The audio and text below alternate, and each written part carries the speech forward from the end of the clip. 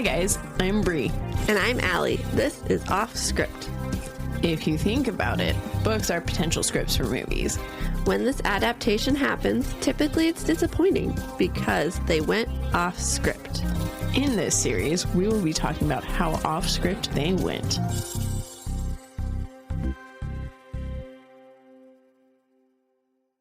Hello. And welcome to Off Script, Season 8. Season 8. Oh, sorry, I wasn't sure if you were going to do that. I was, not. But that's okay. I let you finish and then I echoed you because it's just that exciting. It really is. Season 8. We've been doing this for 4 years, 8 seasons. At us go. We're chugging along. I'm actually pretty proud of us. Super proud of us. Even more so. Like, I kind of thought season 8 we were going to start losing our gumption. We did the opposite. Yeah. It's almost like we were like, okay, let's kick it up a notch. Let's do it. Boom. Yeah. Season 8. So excited. Mm-hmm. It's going to be a good one. Mm-hmm. Mm-hmm. I've read some good books so far. Yeah. Me too. It's been fun. It really has been. And I think the thing that's impressing me the most is we're doing it while we're still doing our regular life stuff, you know? I know. Exactly. Like, proud of us.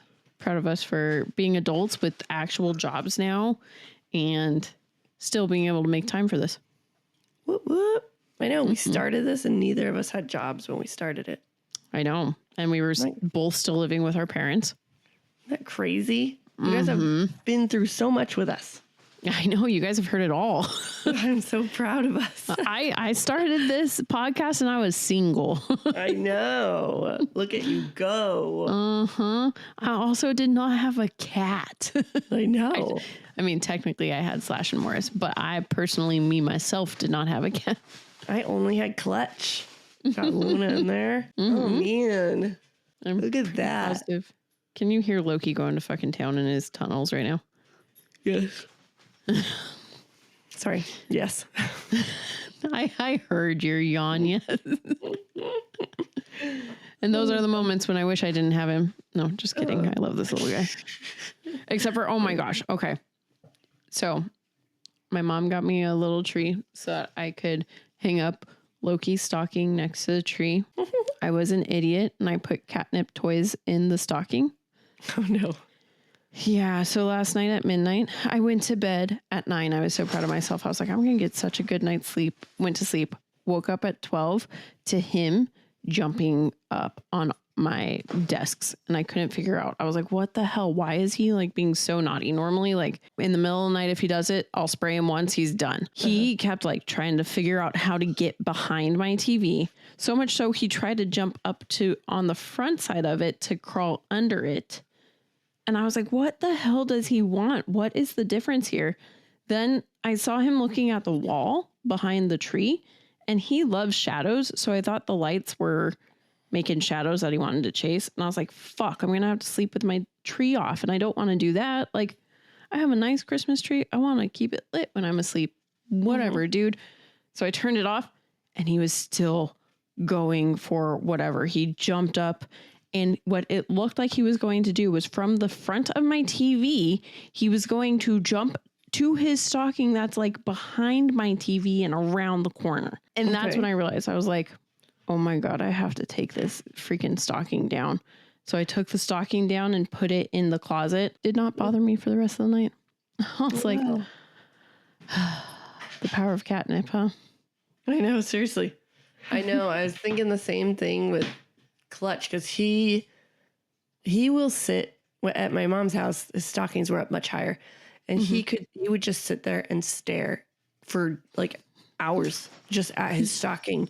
Well, now it's low enough because it's hanging on the mantle where he could actually jump up and get it. So now I'm like, oh great, now I can't put stuff in his stocking till Christmas. Santa Paws comes.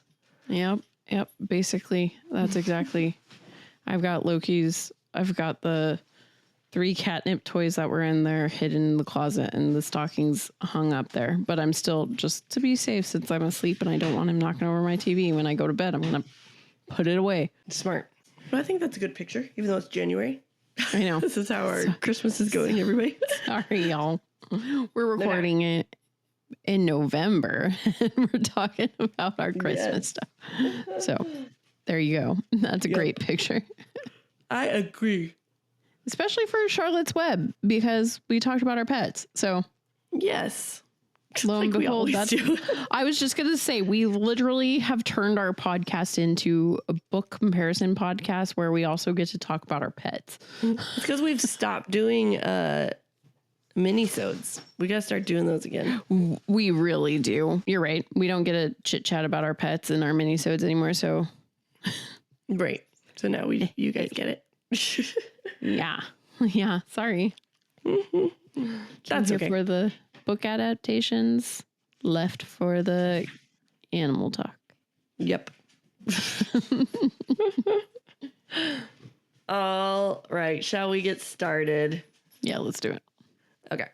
So a farm pig named Wilbur. Oh, we're doing Charlotte's Web, you guys. We did this again.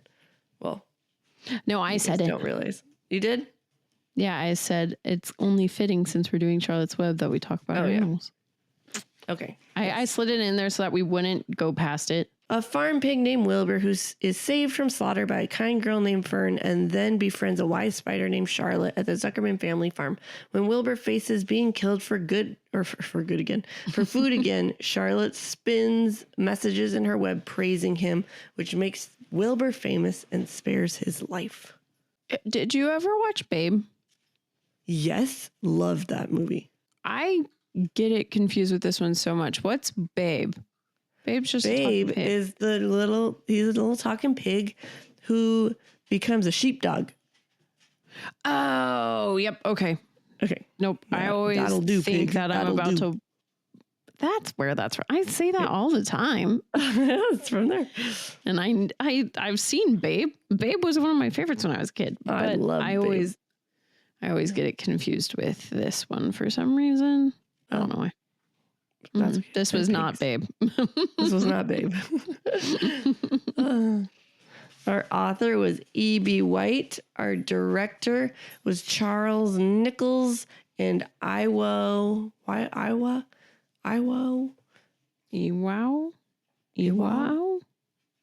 I have no idea. Takamoto. That really looks like. That looks like my second grade teacher's last name, except for her name was Tsukamoto. Oh, how funny. Mm-hmm. Screenplay writer was Earl Hamner Jr. The book came out October 15th, 1952. And we watched the cartoon, which was March 1st, 1973. And that's a 21-year difference. Mm-hmm. I had a hilarious time trying to figure out if I had ever watched this cartoon or not. Because I felt like in middle school and stuff, we watched the live action ones. But then watching it, I was like, I feel like I've seen this. I don't know. When did it come out?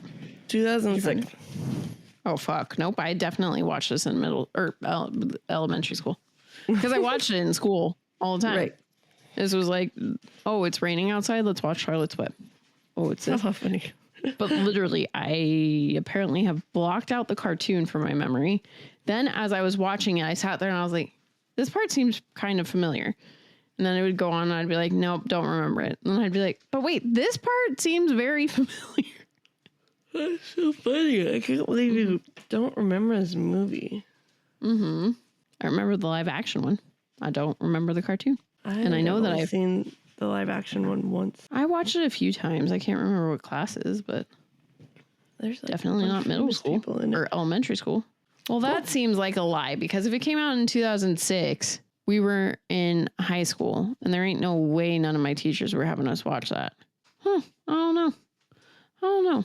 I know I watched it in classes. I think I just superimposed the live action one into the cartoon. Fair.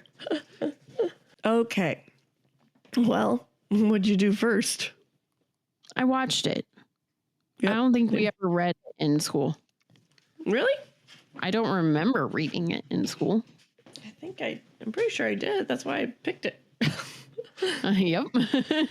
Yep. I feel, maybe they did make us read it. a very before we classic watched it. second grade, third grade read. It really is. And the only reason we would really, I mean, apart from the rainy day recess shit, but maybe I did read it first. I don't know. In my heart and head, I watched it first. Okay, we'll take that then. Yes. So what are your thoughts on this classic? It's a kid's book. It's a good kid's book. I feel like that's not an honest thought. It's not horrible, but I was very glad when I was done with it. I like it. But here's the funny thing is, so I read it or listened to it, and then I subbed in a class and they were reading it. So I reread it because I did a read aloud. I mean, just a chapter. So it's not bad. Oh, that's not bad. And then I thought it was the whole damn book again. I was like, oh, No. Allie. they were just like a chapter. And then they do what we do. And so the teacher had them watch the movie, watch the cartoon. So I watched a chunk of the cartoon again. And then when they were done with the cartoon, they were going to watch the live action and they were going to compare and contrast all the three of them. And I was like, Oh, cool. what? You're like, I do this already, guys. I do. Well, But yeah. Allie, this question's for you this month. Why did we pick this book and movie? I wanted to go with a theme, and my theme was childhood books. So all the books that I remember as a kid. And this was one of them. So that's why I picked this one. And I remember it just like elementary school. And, you know, I remember watching the movie a bunch growing up, but I'm pretty sure I watched it. Did I say I read it first? No, I watched it first. Yeah. And so I got some fun facts for y'all. According to William Hanna and Joseph Barbara, Debbie Reynolds volunteered to perform the voice of Charlotte the Spider for no salary because of her love of the E.B. White book and the movie is based on. That's crazy. I know. That's cool. It took me doing all the fun facts and cast and everything to realize Debbie Reynolds was Charlotte. I was like, what the heck? That's hilarious. I just love her because she's Carrie Fisher's mom. Right. I like her because of that. And then I like her because she's in Halloween Town. Oh, yep. That too. E.B. White deeply dislikes how William Hanna and Joseph Barbara redesigned numerous scenes.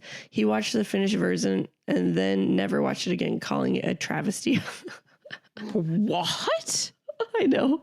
What scenes? I feel like it's a good adaptation. What? I know. I agree. Like, you should watch some other book adaptations and then come back and tell us that. The only like differences I noted were all the freaking musical numbers. Yeah, pretty much. There were little bits and pieces here, but seriously, that's about it. It's like, I did not want this to be a musical. No, thank you. It's like, what the heck? Exactly. All right. Most of the voice cast recorded their lines as an ensemble, not individually, as is common practice with most feature films.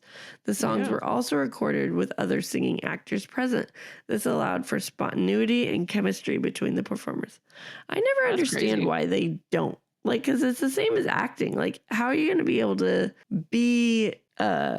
It's so that if they want to hire someone who's in California, but their opposite co-star is over in England filming a movie, they still can go into a studio in England and record, and they don't need the other people there.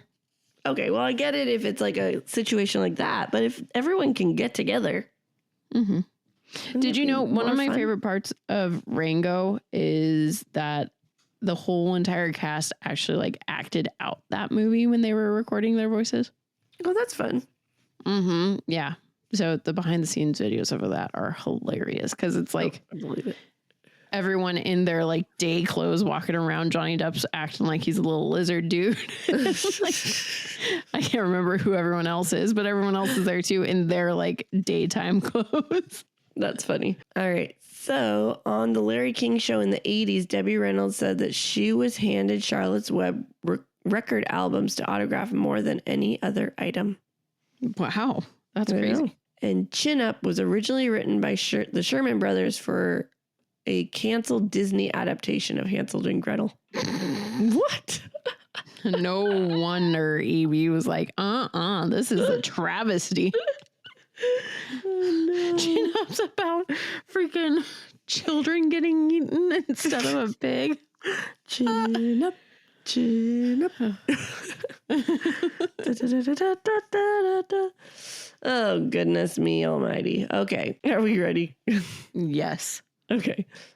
So Fern passed her dad, and as he was going back in the barn with an axe. She asked her mom what he was doing, and she let her know that the pigs were born. And she's like, well, what does that have to do with the axe? He's like, one's a runt, so they're going to do away with it. Fern goes out yelling at her father, and he decides to let her take care of it. So she does for the next few weeks, and she names him Wilbur. And they even do all their adventuring together, like go to the river and play and all this sort of stuff. This happens, except for in the movie, like once she gets Wilbur, she sings this weird like song about being in love with him. That was when I was watching it this time around. I was like, what the fuck? Like a mommy love. How she sang it, it felt like she was like, I'm in love with you. And I was like, lady, this is weird. And I watched this as a child. There's EB's reason right there. He's like, bestiality. Yeah. That's not what my book is about. He's like, this is insane. Fern doesn't save the pig because of this. Oh my gosh. Well, she sells him to her uncle, so she's okay with it because he's still in the family. And Wilbur is bummed, but he's also okay with it at first. And then he realizes he's sad and lonely. And he talks to his fellow farm animals about it, and the goose suggests leaving. And there's a little loose part of the pig pen, and so he gets chased because he tried to escape, and then eventually gets bribed back in with dinner. I don't remember him getting loose. Does he get loose in the cartoon? Nope, I don't think so. Oh, and Fern is also devastated that she has to sell him at all. And doesn't even care that it's her uncle. But in the book, she's like, well, okay. I always thought it was weird that she ends up selling him. I'm like, wait, you told her that she could keep this pig. And then you're like, oh, okay. But once he's this big, we can't keep him. Like, then why let her keep a pig at all? Get him out of here. Yeah, exactly. It's kind of rude. But I guess that's farm life. I don't know farm life very well. And that doesn't seem very farm life to me from Steph and her family and how they do it. Okay. Typically, the kids like a pig, they get to keep a pig, and that pig doesn't get butchered. And that's like just the pig that they end up raising to then become the next group of breeding pigs. Oh. Eventually, Wilbur just wants friends. And then he hears his voice saying, I'll be your friend. Go to bed and I'll come out in the morning. And he's like, oh, okay. Yes, that does happen in the movie. Wilbur woke up excited to meet his new friend. So he's like up, like, oh, wake up, wake up, wake up. And the sheep is like, stop it. What if they're still asleep? And he's like, oh, you're right.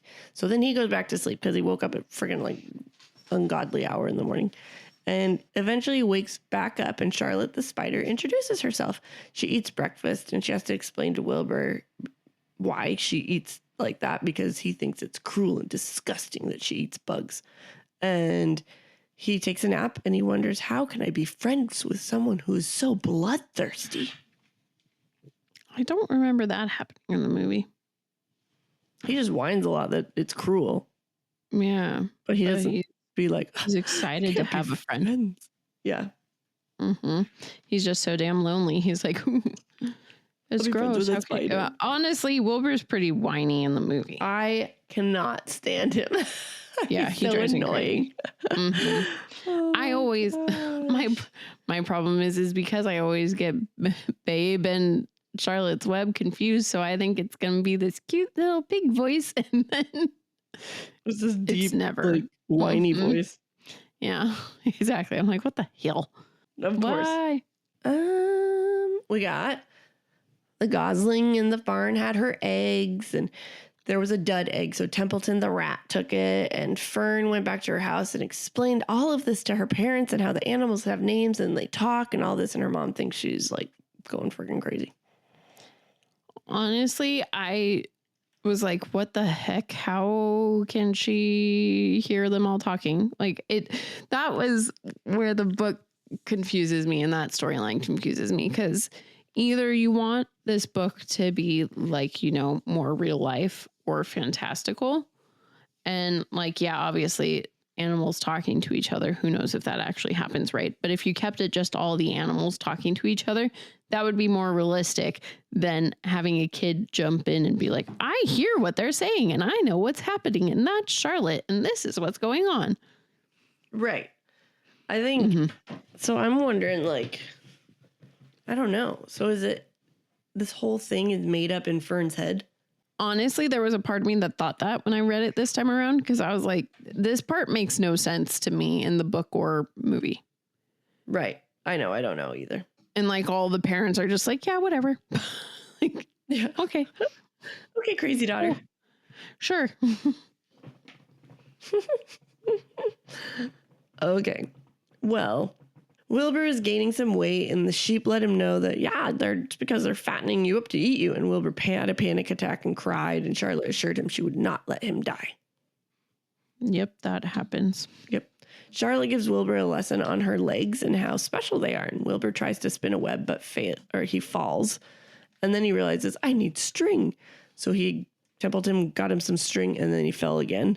And she's like, okay, you should probably stop because you do not have the equipment needed.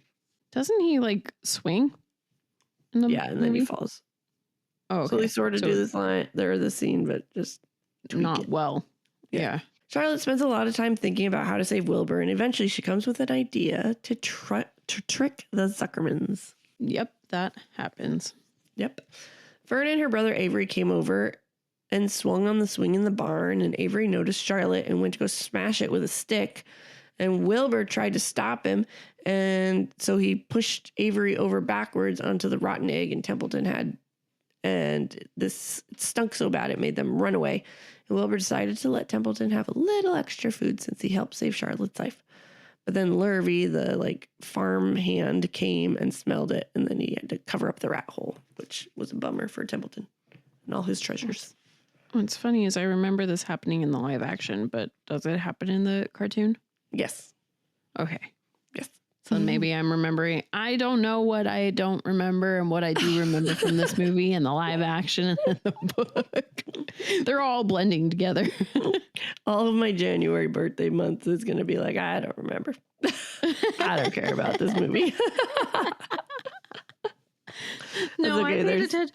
I literally, the only thing that I noticed is that there were songs. Other than that, I was like, this happens. There's a couple of things that don't, but other than that, that's pretty much it. Mm-hmm. So I paid attention at this one. I know. I was just giving you crap. All right. It's okay. You can. Okay. That night, Charlotte got to work, and the next morning in her web, it said some pig. Lurvy got to Mr. Zuckerman and was like, oh my gosh, come here. Mr. Zuckerman and Mrs. Zuckerman came down, and they told the pastor about it since it was an act of God. And the pastor said, keep quiet. Don't talk about this. I'll talk about it in my sermon because it's clearly related to God. But that didn't happen. Soon the whole town knew. And after a while, they needed a new word. So Charlotte held a barn meeting, and she took roll, and everyone was there except Templeton. She asked for ideas, and Goose gave her terrific, but she couldn't spell that, and she was exhausted. And so Sheep suggested Templeton go to the dump and get some magazines. Finally, when Templeton comes back, Charlotte asks him, and at first he said no, but then the Sheep's like, well, if Wilbur dies, then you die because he's where your food comes from. So he's convinced to go get stuff. Yep, that happens. Mm-hmm. I'm not sure about the act of God part with the pastor. That part doesn't happen. I'm actually glad you said that. I got focused on the Templeton part. I know, I said a lot in there. This part in the book made me go, why do they I don't think if I saw a word I guess maybe, but I feel like I wouldn't run to my pastor and be like, oh my God, you would not believe. The 50s were a different time. That's very true. That is very true. I know. And then the fact that the pastor is like, let me put this into my sermon. I got this. And don't tell anybody. I'll ruin my sermon. Oh my gosh. All right. So they went back to the barn and Fern was there listening to the stories and Wilbur wanted Charlotte to tell him a story. And she told him a story about her cousins and all the different ways spiders caught food. And Fern went home and told her mom, and her mom was very concerned and went to the doctor saying, "What do we do?" And the doctor assured her soon she will be more interested in boys and let her enjoy being a kid right now. The 50s were a different time. Yes. I appreciated that though. So the doctor part didn't happen in the movie, but I liked it in the book because when I was reading it, I was like, oh my gosh, okay, the doctor's going to be like, oh my gosh, yeah, that's scary, blah, blah, blah. But I like that he's like, oh my gosh, just let her be a kid. Mm-hmm. Yeah. Yeah. But also, this is when I was really like, this is happening again. What the heck is wrong with her? Oh my gosh. Well, Templeton went out to get magazines for Charlotte, but all he brought back were words that weren't helpful. So he brought back a soap box from the barn and it had Radiant on it. And that's what they used. And after Zuckerman said that we're bringing Wilbur to the fair, he had Lurvy make up a whole crate for him. Wilbur begged Charlotte to go, but she said she isn't sure because she needs to work on her egg sack. But he begged her and she said, fine, I'll try and come. Like, dude, she said no. Well, the thing that confuses me is if you wanted to help this pig so much, why did you get him so like famous that he ends up going to the fair? What do you think he's going to do? How is he going to spin a web? Right. That's true. Oh, gosh. She was like, oh, good. We got you to the fair. I'm going to stay back now to hang out with my kids and make my kids so I can die. I mean, yeah, but like at the same time, she's dying. Like she doesn't want to make another thing for him. She's like, can I just like die in peace? And he's over here like, make me another web. She shouldn't have started this project. Let the pig die. It's fine. Yeah. She should have at least known that she would have to follow it all the way through. Like she should have seen that something would come from it, not just be able to like do 2 webs and be like, all right, we're good. He's going to stay alive. She has to know that they would be like, whoa, we got to put him into the fair. She only lives for 1 year, Bri. Let her live her life. Well, she shouldn't have befriended a pig. Gosh. So it's time for the fair, and Charlotte said she'd go, and she also wants Templeton to go in case she needs ideas for words. And to get him to go, they convinced him that the fair is a rat's paradise. Mrs. Zuckerman said that she's going to give Wilbur a buttermilk bath, and the whole barn turned up to watch. I don't think the barn turned up to watch the buttermilk bath, but the rest of that does happen. Mm-mm. The next day they go in and Sheep tells Wilbur to put up a fight because that's what pigs do. Avery also gets in the pig pen and starts squishing the spider and the rat. They were already in there. And eventually they get Avery out and Wilbur gets in when Fern's dad says that that's a fine pig and it's going to make a yummy meal. And Wilbur fainted. I think that happens, right? Yeah. Okay. They woke up on their way to the fair. And once he was there, he noticed a pig in the other stall named Uncle. He was huge. Fern went and hung out with Henry Fussy. And Fern's mother was so happy. Templeton had a great night. Charlotte made her egg sack and let Wilbur know that her eggs would be born in spring. But she was sad because she wouldn't see them. Before Wilbur could find out why, the family came to the fair that morning. And they saw Uncle had won. They all cried, but the announcement said someone asked will Mr. Zuckerman bring his famous pig for a special award, and he earned a whopping $25. Wilbur fainted with all the attention, and Templeton bit his tail and woke him up. Charlotte knew that Wilbur was safe. Yep, that happens. I gotta do my calculations. Mm-hmm. 1952. Oh, yeah. $25 to now. $100. No, it's got to be like $300. It was $305. Hey. Nice job. All right, that's a decent price. I'd like $300 bucks. Mm-hmm. Okay. 25 is hilarious. No. I make that in an hour. Thank you very much. I know. Did that happen? Yeah, and they had a whole parade for him, right? Yeah. Mm-hmm. Yeah, that happens.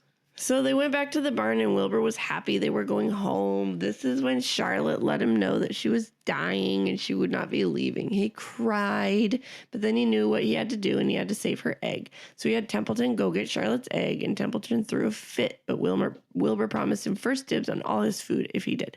Wilbur put it in his mouth and nodded goodbye to Charlotte and they were off home and Charlotte died in the stable at the fair as it was being packed up. That happens. Mm-hmm. Life in the barn went on, and Templeton got his meals first.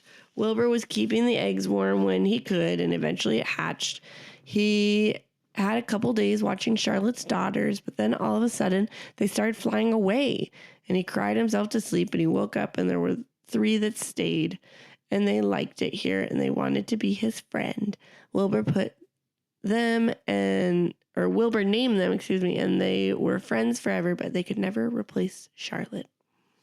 Yep, that happens. Yeah. I don't know what the guy thought a travesty was. Bestiality, singing. I don't know what else. Must be.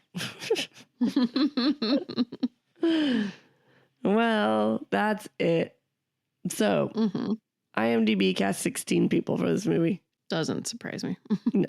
We got Debbie Reynolds as Charlotte. Perfect. Yep. Pauline Lind? Templeton. Lind. He was good. Henry Gibson is Wilbur. I didn't recast him, but he's annoying as heck. So annoying. Yeah, but I didn't recast either. Agnes Moorehead is the goose. She was good. Yeah, I liked her. Mm-hmm. She's the whipple-dee. So cute. Pamela Ferdin played Fern. Mm-hmm. She did good. Yep. And Bob Holt played Zuckerman. He was good too. And then there are others that y'all can look up yourself. Mm-hmm. Is the book and the movie the same? The theme? Yes. Yes. Do the characters stay true? Yes. Yes. Which do you prefer? Fuck. I like the movie. It's just my childhood. I think it's more fun and cute, and I like all the songs, but it's literally exactly the same. What's hilarious is I would like the movie if they didn't have the songs in it. Oh, chin up, chin up. Or the Templeton one. I like the Templeton one at the fair. I can't remember what it is. But I liked it. So what you go? I would rather the movie though. Okay. So I go movie, but I wish it didn't have the songs in it. Nah, that's just fun. All good fun. Would you recommend it to a friend? Friends with kids, yes. It's Adult a classic. Friends, no. Yes, I recommend it to everybody. All of you, go read and watch it. Go read and watch it right now for Allie's birthday. Yes. That's her gift from you. Yes, thank you. You're welcome. That was my gift to you too. To recommend it to everybody? No, to read it. Oh, hey. Oh, gosh. Oh, goodness. All right. Well, we have a website. It's offscript253.wixsite.com/offscript. Sorry, I was yawning. That's okay. While you're there, you can do a bunch of cool things, like check out what's coming up in season 8 or donate to us. Yes. You can sign up to I don't know where my brain was going with that. Sign up to drop off bookmarks. Yes, thank you. Yep. Or sign up for our newsletter. You can find the link to all of our socials there. And if you could, give us a follow. We would love to hear from you. Exactly. Let's comment on our posts, follow us, hang out. We also have a bunch of fun get to know you questions on there. Yeah. Come get to know us. Yeah, it's a cute little website. But don't forget to rate, subscribe, and review, because that's one of the biggest ways to help a podcast. Mm-hmm. If you like what you're hearing, give us a 5-star review. Yes. If you don't, just stop listening to us. Why are you still listening? Yes. And don't review us badly. That would just be rude. Mm-hmm. Mm-hmm. We don't need that in our life. No. Don't do that. And we might have a mini-sode for you on Wednesday, I mean. Wednesday. Probably won't. Probably won't, but potentially. We're starting to get into the holiday season, so the first one probably not, but we never know. We might. Maybe Things we'll stay crazy up on New Year's Eve and record instead of enjoy it. Probably not. That's probably when not. Me and John are doing Christmas with my parents. So fun. Yeah. I was just kidding because my kids and I do the you guys do the countdown clock. minutes. Yeah. Yeah. Mm-hmm. Well, maybe your kids will go to sleep early and Christmas with my parents and John will suck and we'll do a mini-sode. There we go. We can always hope.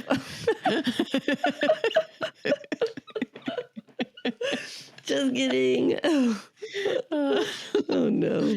My gosh. But then Monday, we've got Bridge to Terabithia coming at you. Yes, my childhood picks continue. Mm-hmm. And Allie is going to complain about a bunch of sad ones this year, but let's, I just wanted to show that Allie picked one of the saddest books. I did. In her birthday month. So actually technically 2 in her birthday month. I did pick 2 sad ones. I picked actually 3 sad ones. What? You haven't read Freak the Mighty yet. What's the third? That was the second one that I was saying was the sad one. Charlotte died in this one. A lot of people think this is a sad one too. Okay. I don't. I haven't read Freak, so I don't know that it's 2, 3. But I was just saying it because you told me that you cried during it. And well, guys, out of the 2 of us, which one's the crier? I know. I didn't cry this time. I cried when I was a kid. I just got sad. Oh my God, it's not going to be sad, is it? I think it's sad. Okay. Oh, you just got to read it. Well, with that, Charlotte's Web went off script. Bye. Thanks for sticking with us. We hope you enjoyed it. If you did, we would greatly appreciate it if you gave us 5 beautiful stars, reviewed, and subscribed. You can also follow us on Facebook at Offscript, on Instagram at Offscript Podcast 21, and on TikTok at Offscript_pod. Shout outs to Madame Ashen Creations for our adorable logo art. And Adam Daniel for our incredible theme song. And to Creative Cinephile Productions for producing our podcast. See you next time.